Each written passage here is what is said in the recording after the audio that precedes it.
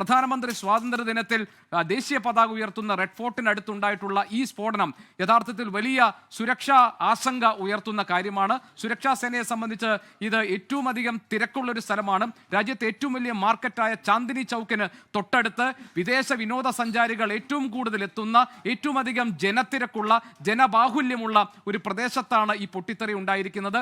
ഇത് ഏതെങ്കിലും ഒരു സ്ഫോടക വസ്തു പൊട്ടിത്തെറിച്ചുണ്ടായതാണോ? അങ്ങനെയാണെങ്കിൽ ഇതിന് പിന്നിൽ മറ്റാരെങ്കിലും പ്രവർത്തിച്ചിട്ടുണ്ടോ?